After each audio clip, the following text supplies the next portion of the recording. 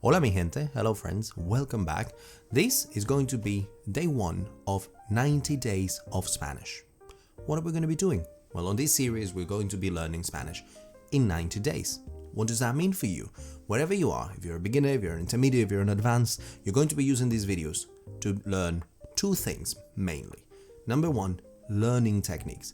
How to learn, how to study on your own time so you can improve even if you don't have a tutor by your side. And number 2, daily use Spanish. Things you're going to need in conversations on day to day so you can learn Spanish that you will use, that you will need in your daily conversations and interactions when the opportunity arises to use Spanish. So this is day 1.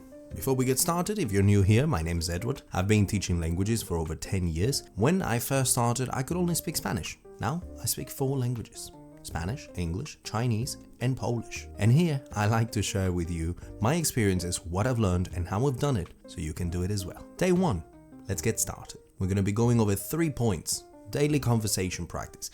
What method can you use in order to have guaranteed practice every day for your Spanish progress at whatever level you're at, whatever topic you want to practice? That's going to be number 1, solving that little issue for you. Number 2, for listening practice, using music to learn every day. And for the main topic of today, we're going to be going over greetings.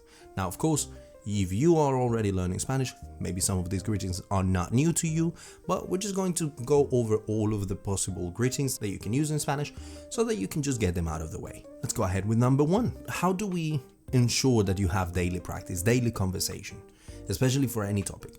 If you know somebody who wants to practice Spanish with you, if you know a native speaker or someone who has an advanced level of Spanish or even an intermediate level, but a level that is good enough for you to be able to practice with them a conversation, that's great, that's wonderful. Unfortunately though, not everyone has that opportunity. Not everyone has the ease of simply just talking to a friend, talking to someone who can help them with their Spanish practice. So if you don't, that's what technology is for. That's what this whole channel is about. That's why it's called Lang Tech Spanish. Lang is for language, Tech is for technology, and Spanish is for Spanish. But the whole point of this channel, the whole point of what I like to promote, what I like to incentivize people to do, what I want you to do, and I do for myself as well, is to use the technology that we have available to us to practice and to improve and to learn languages. So, AI. Now, I know that's a bit of a controversial topic, especially when it comes to social sciences.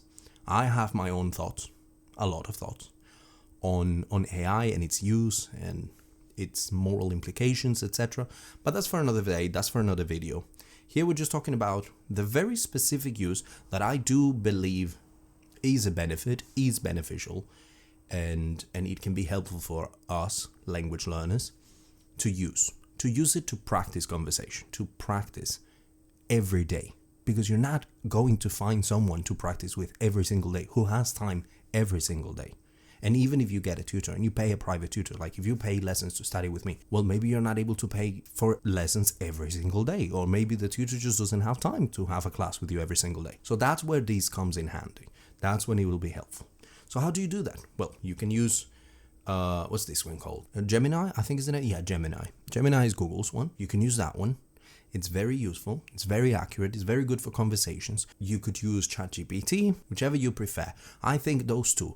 You don't have to go down the rabbit hole or trying to find a specific one or even a paid one. These are free tools available, right? And you can use them on their free version. What's the main thing you need to keep in mind is what is the guidance you're going to give them, right? You're going to give them instructions so that they can help you with that. You're going to instruct them by telling them, I'm a Spanish student. I'm trying to learn Spanish. I want to improve my Spanish, so I want to have daily conversations. Now, a very important thing to do is to make sure that you always go back to the same chat that you started that conversation in, because that's going to allow it to help you by giving you corrections and by remembering the conversations you've already had. So don't start a new chat every day.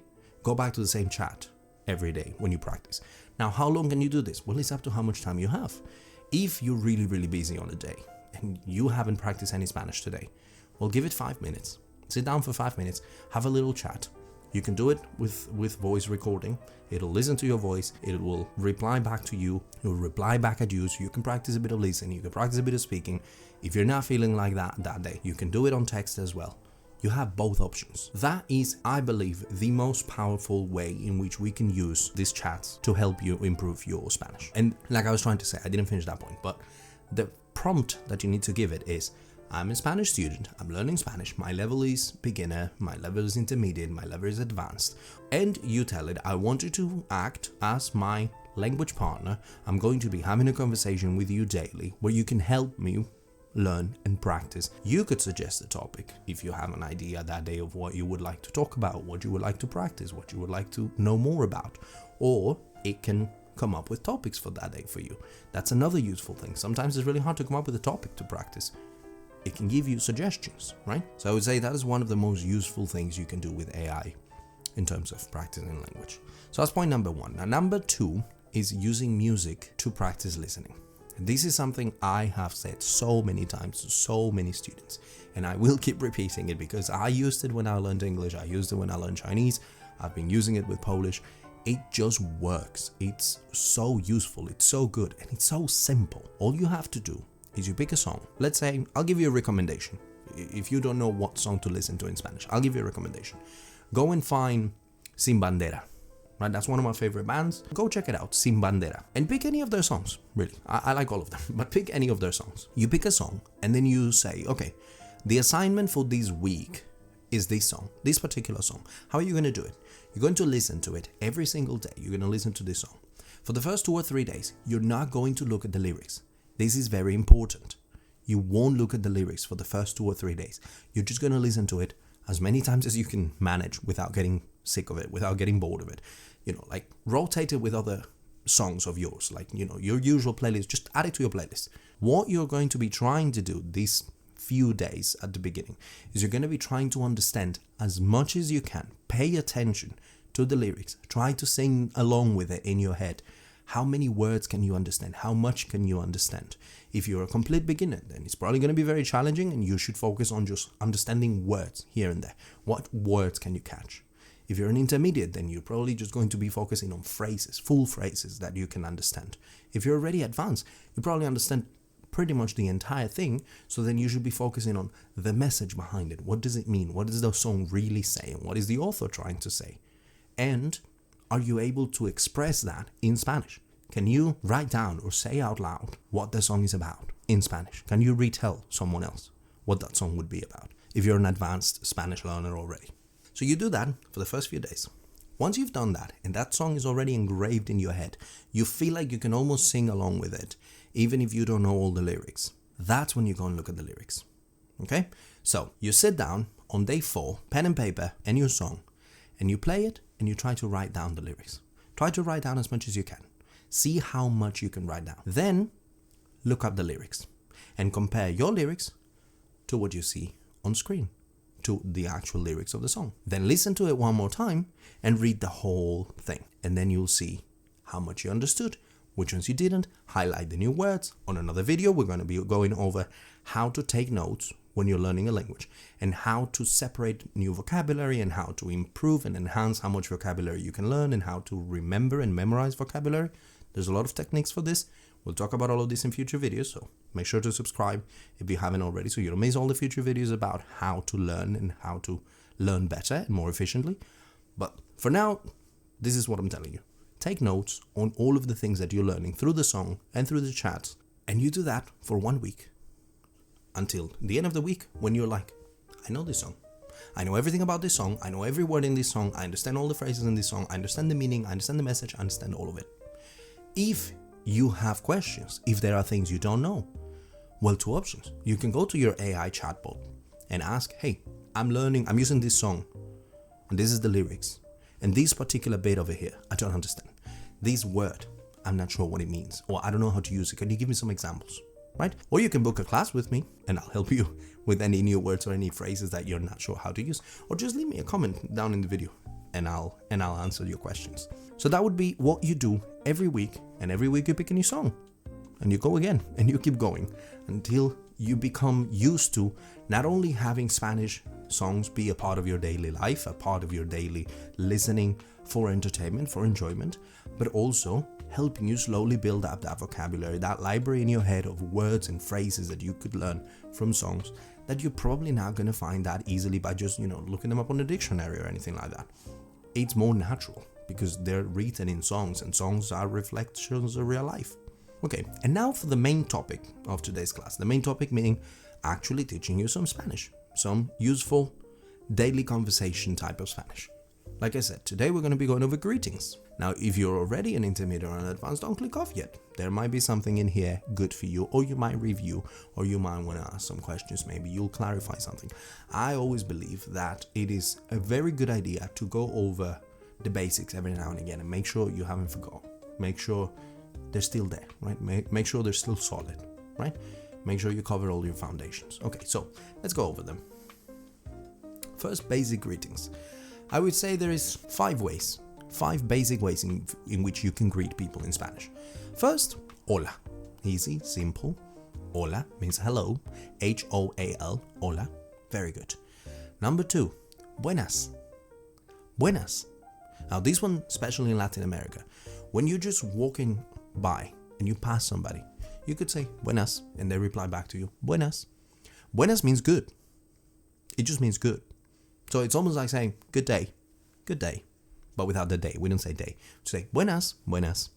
You enter a coffee shop, buenas.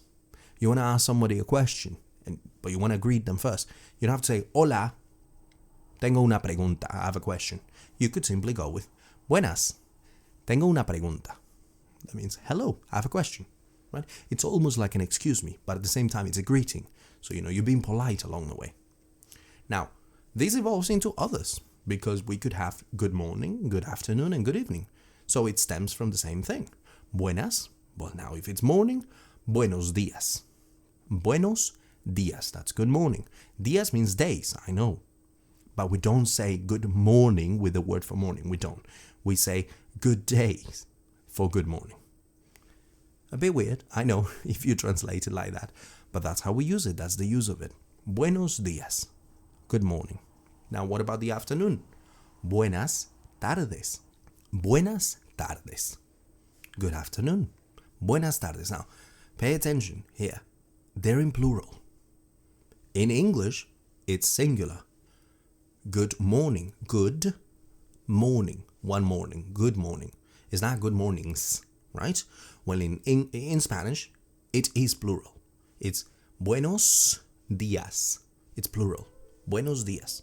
So careful with that. That's a very big distinction. Same thing with afternoon. Good afternoon.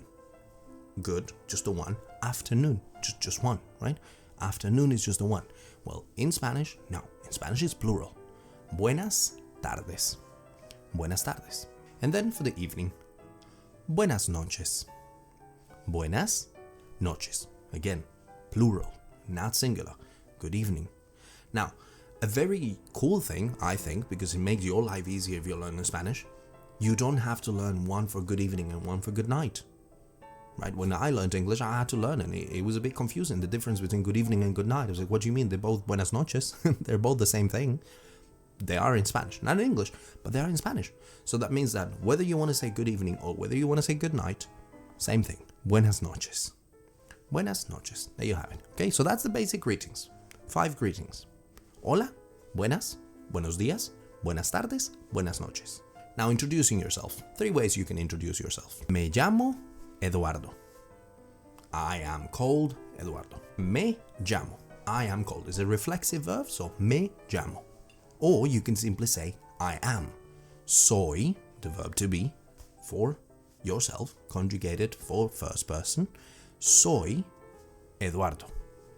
Soy Eduardo. I'm Edward. Or you could say my name is, which is almost word to word. It actually is word by word. Mi nombre es. Mi nombre es Eduardo. So 3 options. Me llamo, soy, mi nombre es. Right? And there isn't much difference really between these 3. I would say soy, it's probably the more informal, it's the more friendly one. Mi nombre es is probably the more formal one. And me llamo, it's kind of in between. But they're not that different. So don't worry. Whichever you find easier to remember, you can stick with that one. Now, how about asking for somebody's name? Because Sometimes people will give you their name back when you introduce yourself, but sometimes they won't, so you might want to ask your name. So we simply say two options here. A more informal, ¿Cómo te llamas? ¿Cómo te llamas? What are you called? That's a translation of it directly, if we translate it, word by word, literally translated. Now, a more formal one. ¿Cómo se llama usted? That's much more formal, right? So the difference between te and usted. ¿Cómo te llamas? And ¿cómo se llama usted? Right? So one is informal, one is a bit more formal. Okay, now we've got the names out of the way. How do we say nice to meet you? Well, two options I'm going to give you with that. Number one, mucho gusto. Mucho gusto. Mucho means a lot. Gusto means pleasure. Mucho gusto. A lot of pleasure. It's a pleasure, basically. Or you can say encantado or encantada. So, if the speaker is a man, encantado. If the speaker is a woman, encantada. Right? So you can say mucho gusto, two words, or encantado, encantada. There you go. Encantado, well, that means charmed, literally speaking. But obviously, that's not what it means. When we use it in this context, it means nice to meet you. And now some very simple one-to-one interactive possible things that will come up in a very basic greeting. ¿Cómo estás? How are you? Now, if you already know that one, well, how about this? If you haven't seen someone in a while, instead of saying ¿Cómo estás?, you can say ¿Cómo has estado? That would mean how have you been? So if you haven't seen your friend in a while, instead of saying Hola, ¿cómo estás?, you can say Hola, ¿cómo has estado? That means how have you been? How do we answer to that? Estoy bien, gracias. ¿Y tú? Estoy bien. I'm well. Gracias, thank you. ¿Y tú? And you? Or how about you? Más o menos. Más o menos. So-so. Or we can say muy mal. Muy mal. Really not well. Very bad. But hopefully you don't need that one. And that's it. That's the greetings. So we've gone over 3 points, 2 learning methods that I recommend to you, the content of today, some basic greetings, and a few advanced options sprinkled in there. Hope you found them useful. Don't forget, this is day 1 of 90 days of Spanish. We'll continue doing these for 90 days, or well, 89 days more. Tune in for day number 2, and don't forget to subscribe so you don't miss all the future videos. Nos vemos.